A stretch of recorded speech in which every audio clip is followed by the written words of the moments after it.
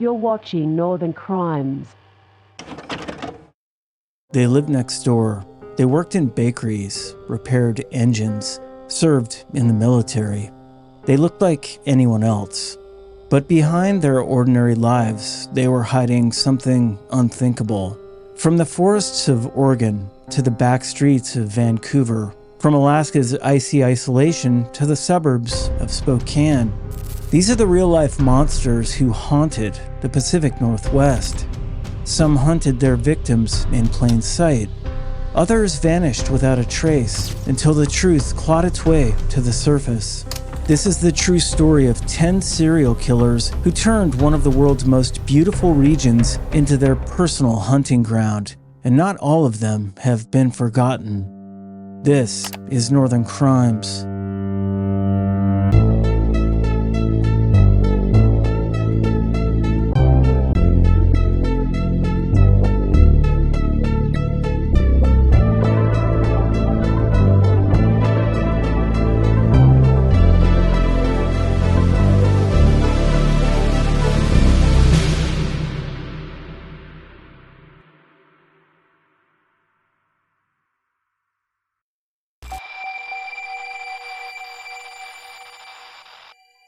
In the summer of 1982, a man fishing near Seattle's Green River made a grim discovery.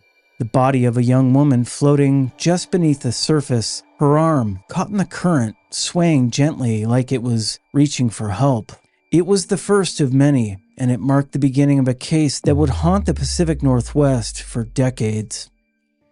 Gary Leon Ridgway, born February 18, 1949, would ultimately confess to killing 49 women, but claimed the number was over 70. For nearly 20 years, this unassuming truck painter prowled the region, targeting vulnerable women and leaving their bodies in wooded quarters outside Seattle. What made Ridgway so terrifying wasn't just the scale of his crimes, it was how utterly average he seemed. At 5 foot 10 inches tall, with a forgettable face and a stable job at Kenworth painting trucks, Ridgway appeared harmless. He was a regular churchgoer. To neighbors, he was quiet, polite, and unremarkable. But his crimes revealed a calculated cruelty. Ridgway cruised Seattle's Pacific Highway South, an area known as the Strip, where he picked up sex workers and runaways. He often used photos of his son to earn their trust before taking them to secluded areas and strangling them, sometimes during or after sex. He would later return to the scenes of his crimes to violate their corpses, not out of obsession, he claimed, but to reduce his urge to kill again. It was a grotesque logic, showing a predator who saw his victims not as people, but as tools to manage his compulsions. Despite being interviewed by police in 1982 and passing a polygraph in 1984, Ridgway remained free. The Green River Task Force spent years chasing leads, even consulting with Ted Bundy in prison for insight. The breakthrough came in 2001 when new DNA technology linked Ridgway's decades-old saliva sample to semen recovered from several victims. Faced with overwhelming evidence, Ridgway agreed to a plea deal. In exchange for avoiding the death penalty, he would help locate the remains of his victims. His confession was chilling. He couldn't remember names, only dump sites. "I killed so many women, I have a hard time keeping them straight." Today, Ridgway is serving 49 life sentences at Washington State Penitentiary. His case remains one of the darkest chapters in American criminal history, not only because of the lives lost, but because of how long he was able to hide in plain sight. A man invisible in the crowd who turned ordinary spaces into hunting grounds.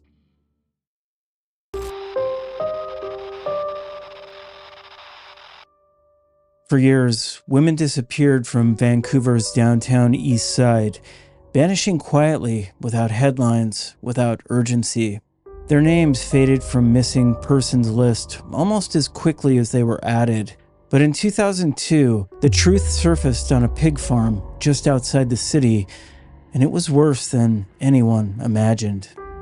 The property in question belonged to Robert Pickton, a pig farmer in Port Coquitlam, British Columbia. Outwardly, he was an eccentric recluse with a filthy yard, an aging trailer, and a reputation for throwing wild parties. Behind the disheveled exterior, however, was Canada's most prolific serial killer. Born in 1949, Pickton inherited the family farm in the 1990s and soon began targeting women from the downtown east side, many of them indigenous, many struggling with addiction or homelessness. They were women society had already discarded, and Pickton knew it. In 1997, one of his intended victims managed to escape after being stabbed repeatedly. Police arrested Pickton and charged him with attempted murder. But when the woman was deemed too unstable to testify, the charges were dropped, and Pickton was free to keep killing. The farm became a grotesque trap. Pickton and his brother turned part of the property into a makeshift venue called, quote, Piggy's Palace, where bikers, drug dealers, and members of the Hells Angels partied late into the night. These events gave Pickton access to vulnerable women whom he lured to the farm and never let leave. When police finally searched the property in 2002, initially on firearms charges, they found a crime scene unlike anything in Canadian history. Investigators sifted through nearly 400,000 cubic yards of earth and debris. Human remains were so degraded and fragmented that many victims were identified only by DNA. Pickton would later confess to killing 49 women. In a chilling jailhouse conversation with an undercover officer, he lamented not making it to an even 50. I was sloppy. The indifference in his voice revealed a man who didn't just kill, he erased. In 2007, Pickton was convicted of 6 counts of second-degree murder and sentenced to life with no parole eligibility for 25 years, the maximum under Canadian law. The remaining 20 murder charges were stayed. Prosecutors believed further trials wouldn't increase his punishment, though families of the other victims were devastated. The case became a national reckoning. An inquiry later found that systemic racism, misogyny, and indifference had plagued the investigation. Had police taken earlier warnings seriously, many lives could have been saved. Pickton died in prison on May 31st, 2024, after being attacked by another inmate. With him, he took secrets, victims whose names may never be known, and families who may never find peace. His story is more than one of cruelty. It's a brutal indictment of how easy it is to disappear when the world isn't watching.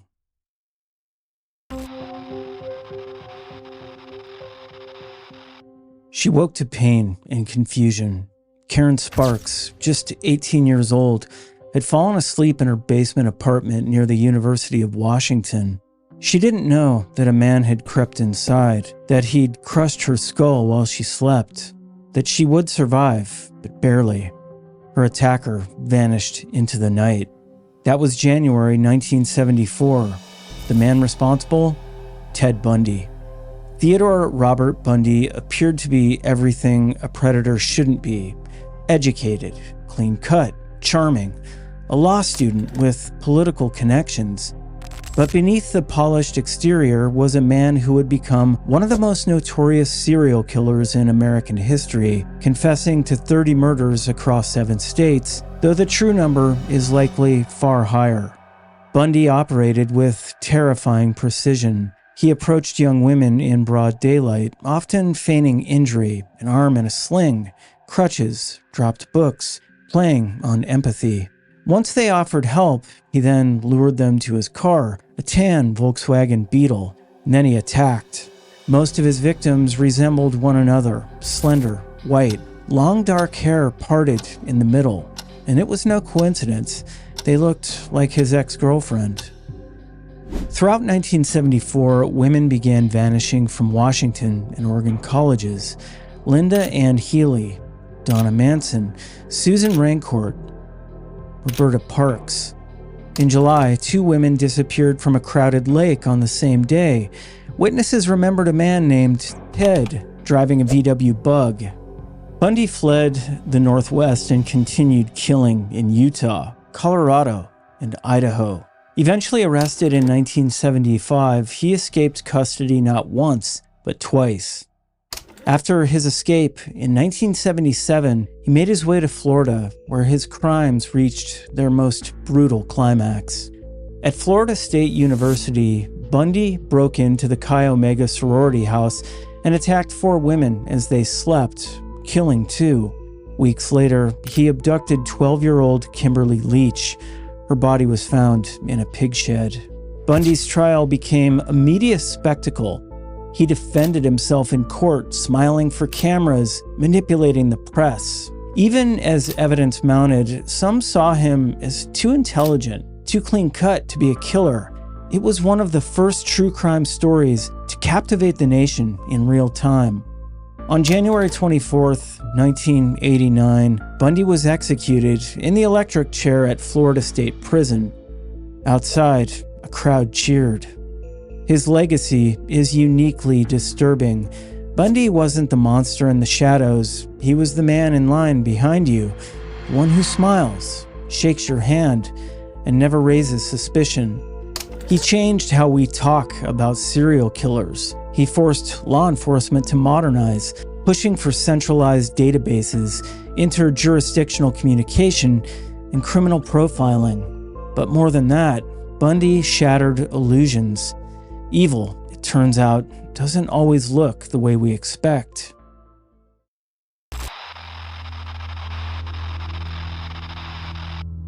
The snow-covered wilderness of Alaska stretches for miles. Beautiful, vast, and deadly. It's the kind of place where a person can literally vanish without a trace. And for more than a decade, that's exactly what happened. But the disappearances weren't caused by nature. They were caused by a man with a pilot's license, a hunting rifle, and a twisted plan. His name was Robert Hansen. To most, Hansen was a quiet Anchorage baker, a family man who set hunting records and ran a successful shop. But beneath the modest exterior lived a predator who used Alaska's isolation to his advantage. Between 1971 and 1983, he abducted women, many of them sex workers, and flew them into the wilderness where he let them run. Then, he hunted them down like animals. Born in 1939 in Esterville, Iowa, Hansen was a shy child with a stutter, severe acne, and a deep resentment towards women. He found comfort in solitude and sharpened his skills with firearms and archery, interests that would later become tools of his crimes. His attacks escalated over time. He began by stealing, setting fires, and then assaulting women.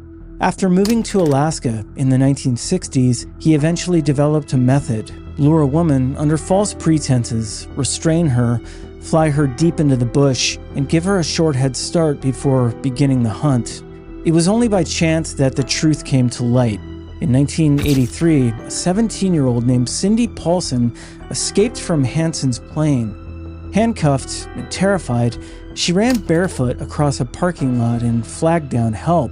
Her story was the break police needed. When they searched Hansen's home, they found trophies, jewelry from victims, a stash of weapons, and a detailed map marked with dozens of shallow grave sites. Hansen eventually confessed to murdering 17 women and assaulting dozens more. Only 12 sets of remains were ever recovered. His victims included Sherry Morrow, Paula Golding, and Eklutna Annie, a name given to one unidentified woman buried near a power line. In fact, we covered her case in a previous video, Unsolved Mysteries from Alaska. In 1984, Hansen was sentenced to 461 years in prison without the possibility of parole. He died behind bars in 2014 at the age of 75. His case exposed a grim truth. When victims are poor, addicted, or involved in sex work, they're often not believed. Hansen preyed on that invisibility. He knew these women wouldn't be missed quickly, and he was right. In a place as wild as Alaska, Hansen found the perfect cover for his crimes, but it wasn't the landscape that failed these women. It was the system.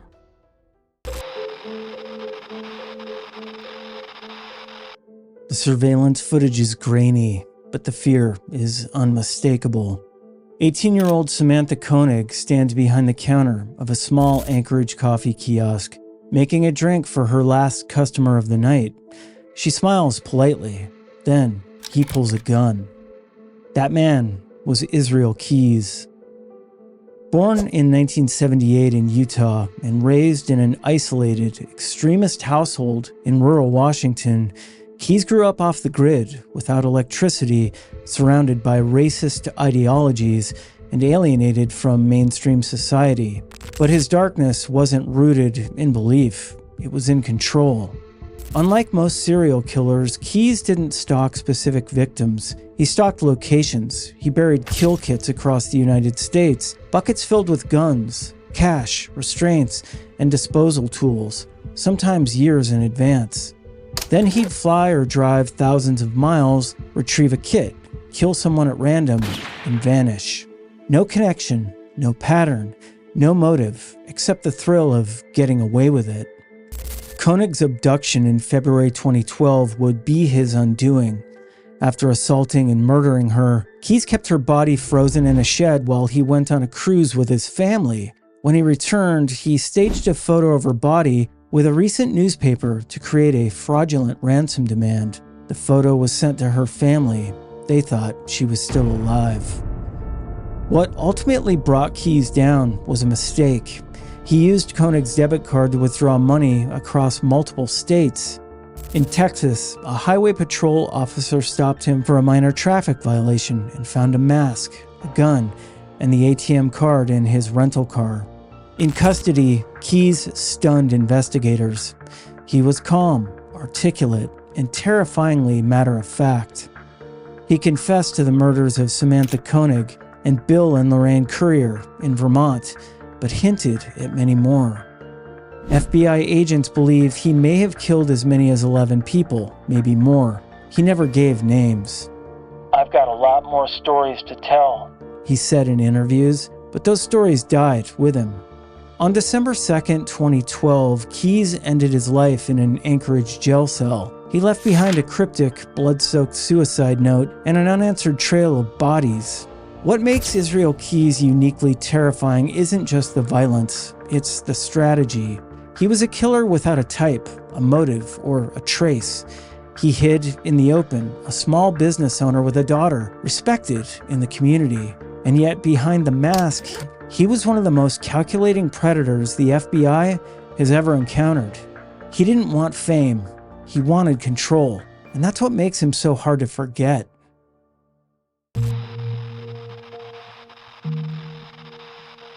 Every Sunday morning, neighbors saw him washing his car in the driveway. A military veteran, a father of 5, a quiet man in Spokane's South Hill neighborhood. What they didn't know was that Robert Lee Yates was washing away the blood.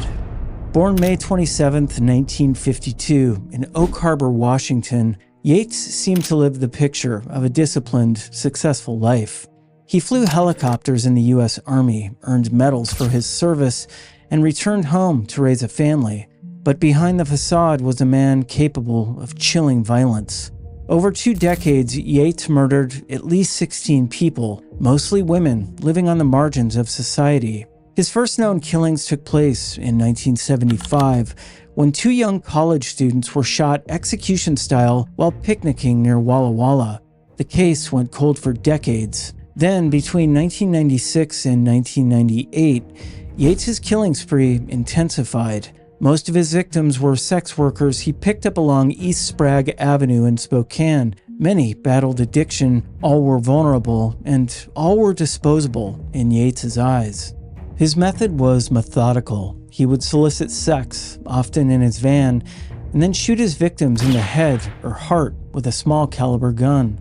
He used plastic bags to contain blood splatter and dumped the bodies in rural areas. In one of the most disturbing discoveries, Yates buried a woman named Melody Murfin in his own yard, right beneath his bedroom window. Yates maintained his double life with terrifying ease. He hosted barbecues, went camping with his kids, and kept meticulous records of his kills. But DNA would eventually catch up with him. In 2000, forensic evidence linked Yates to the murder of 16-year-old Jennifer Joseph. Blood from her body was found in his 1977 white Corvette. Faced with overwhelming proof, Yates confessed to 13 murders in exchange for avoiding the death penalty. He received a 408-year sentence, but justice didn't stop there. Prosecutors in Pierce County later charged him with 2 additional murders. This time, they sought and won a death sentence. In 2018, that sentence was commuted after Washington abolished the death penalty. Yates now serves life without parole in the same prison where he once worked as a corrections officer. His story is a chilling reminder of how normalcy can be weaponized. He didn't live in the shadows, he lived in broad daylight, coaching his kids' sports teams, going to church, shaking hands with neighbors. Sometimes the most dangerous people, they're not hiding at all. They're right where you'd least expect them.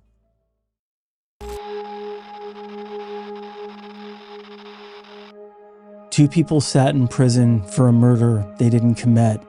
Laverne Pavlinac and her boyfriend, John Sosnowski. They'd confessed to the 1990 killing of Tanya Bennett in Oregon. The media called it a closed case. But the real killer was growing impatient. Keith Jesperson wanted credit, and he would go to disturbing lengths to make sure the world knew it. Standing 6 feet 8 inches tall, Jesperson was an imposing figure, a long-haul trucker whose routes crisscrossed the country. Born in 1955 in British Columbia and raised in Washington State, Jesperson had a violent childhood. By age 5, he was harming animals, and as an adult, he turned that cruelty toward people. After murdering Tanya Bennett in 1990, Jesperson became furious when others were arrested for the crime, so he began writing anonymous confessions, first to police, then to the press.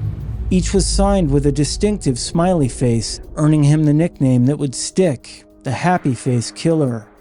The letters were chilling. In one, scrawled on a truck stop bathroom, he wrote, "I beat her to death, raped her, and loved it. 2 people took the blame, and I'm free." Between 1990 and 1995, Jesperson killed at least 8 women, most of them sex workers or hitchhikers he met on the road. The true number is unknown. He once claimed to have killed over 160, though investigators believe that's an exaggeration. His crimes stretched all the way across the country, from California to Florida, and Nebraska to Washington. Many of his victims remain unidentified. His final murder was one of the few personal ones, Julie Winningham, a girlfriend who had grown suspicious of him. That connection proved to be his mistake. Jesperson was arrested in 1995 after leaving a note at a rest stop confessing to Julie's murder. In custody, he began cooperating, eager to talk, to brag, to control the narrative. What sets Jesperson apart isn't just his violence, but his obsession with acknowledgement. He didn't want to be anonymous. He wanted the spotlight. Even after his arrest, he manipulated interviews and toyed with law enforcement. For him, the killings were only half the story. The rest was about being seen. He now serves multiple life sentences at the Oregon State Penitentiary. Years later, his daughter Melissa Moore would come forward with her own story, revealing what it was like to grow up with a father who killed in secret and smiled in public. Jesperson's case isn't just about murder. It's about the fallibility of the justice system, the damage of wrongful convictions, and the haunting reality that evil doesn't always hide. Sometimes it wants to be found.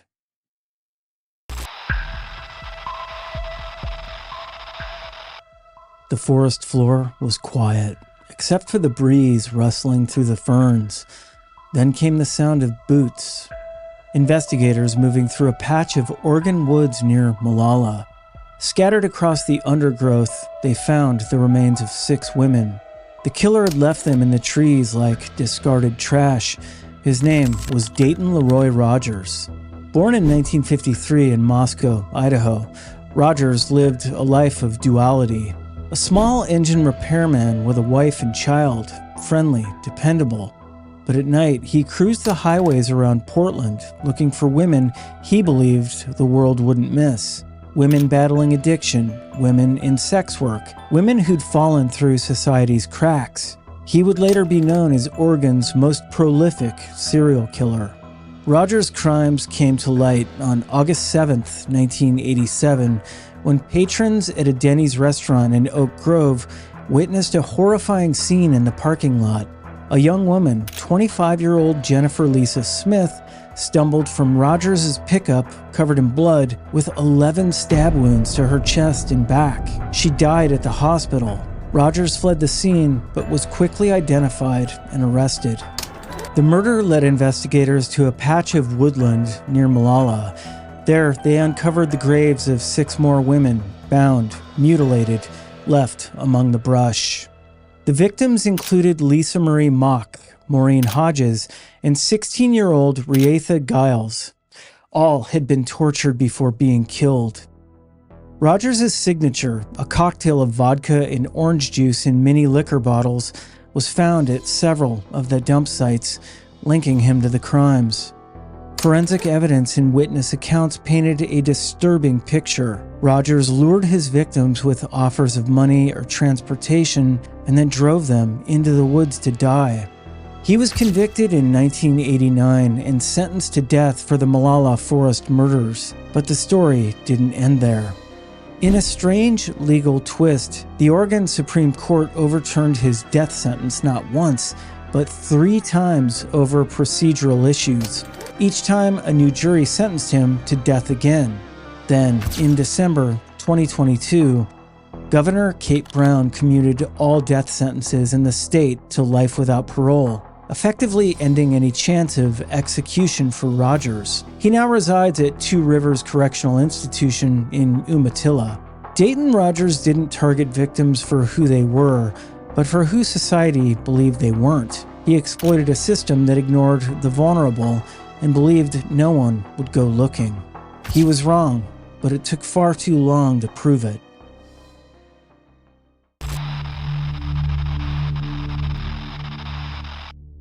He'd already killed once, brutally, and he got away with it. In 2000, Della Brown was found beaten to death in a rundown shed in Anchorage, Alaska. Witnesses saw Joshua Wade at the scene. He bragged about the murder to friends, but when the case went to trial, Wade was acquitted of murder and convicted only of evidence tampering. He walked free, and then, 7 years later, he killed again. Mindy Schloss was a 52-year-old nurse practitioner, well-liked and devoted to her work in Fairbanks. On August 3, 2007, she vanished. She never made it to her shift that day. At first, it was a missing person case, and then her car was found abandoned, and then a shoe print on the seat back suggested someone had been forced down inside. Wade, who lived next door to Schloss in Anchorage, had broken into her home. He zip-tied her hands, stole her ATM card, and forced her to give up the PIN. Surveillance footage later showed him withdrawing money in a bandana and hoodie, trying to hide his face. He drove her into the woods near Wasilla and shot her in the back of the head. When police finally caught up with Wade, he held hostages during a tense standoff before surrendering. In custody, he was smug, defiant. At one court hearing, he shouted across the courtroom, "What about the men I killed?" It wasn't just bravado. In 2010, Wade took a plea deal to avoid the death penalty, 99 years for Schloss's murder, plus a federal life sentence.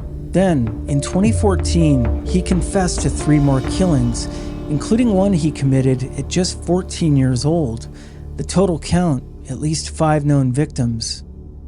On June 14, 2024, Joshua Wade was found dead in his cell at Indiana State Prison. The cause of death is still under investigation. His story is a case study in missed red flags. He showed signs of violence early. He expressed hatred towards women, especially Alaska Native women. And still, he was given a second chance, and he used it to kill again. Wade's case isn't just about what he did. It's about what should have stopped him and didn't.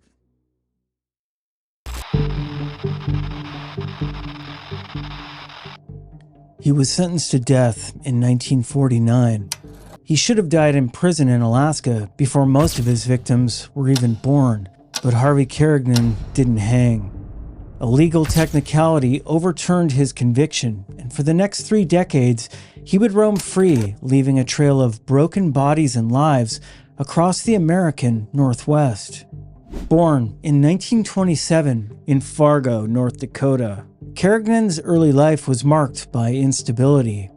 Raised by relatives diagnosed with behavioral disorders and known for bedwetting and violence, his path followed a dark and familiar pattern. By age 22, he had joined the Army, and by 22, he had also murdered. In Anchorage, Alaska, he attempted to rape 58-year-old Laura Showalter. When she fought back, he beat her to death with his bare hands. He was convicted and sentenced to death, but his confession had been coerced, the court said. He was released, and the killing resumed. By the 1970s, Carignan was living in Minnesota and Washington, where he ran a gas station. He placed help-wanted ads targeting young women, lured them with job offers, and then beat, raped, and murdered them. His weapon of choice? A hammer. In 1973, 15-year-old Kathy Sue Miller responded to one of those ads. She never returned home.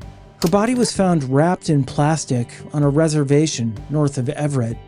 Her skull had been shattered by repeated hammer blows.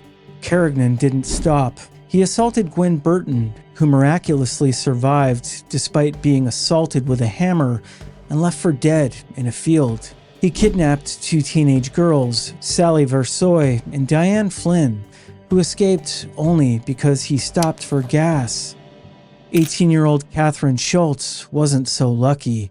She was found beaten to death in a Minnesota cornfield. He was arrested in 1974. At trial, he pleaded insanity, claiming God had ordered him to, quote, kill whores and harlots. The court didn't buy it. He was sentenced to 60 years, and then another 40, and then life. Even from prison, he remained a figure of morbid fascination, one of those rare serial killers to have spanned decades and dodged multiple convictions. Harvey Carignan died in 2023 at the age of 95 in Minnesota's Oak Park Heights prison. His case is a grim reminder that some monsters are stopped too late, that paperwork errors and procedural missteps can have deadly consequences, and that one overlooked confession can unleash decades of horror. The Pacific Northwest is known for its stillness, towering evergreens, remote coastlines, and winding roads that disappear into the mist. But in that silence, something else was lurking. These 10 killers remind us of how easily darkness can hide behind a friendly smile or a quiet demeanor. How quickly the system can fail to protect the vulnerable, and how long it can take before someone finally notices what's missing. Some were caught, some confessed, some took their secrets to the grave. But the damage they left behind still echoes through empty homes, cold files, and families forever changed. Because out here, in the quiet corners of the Pacific Northwest, sometimes the most dangerous people are the ones you never see coming.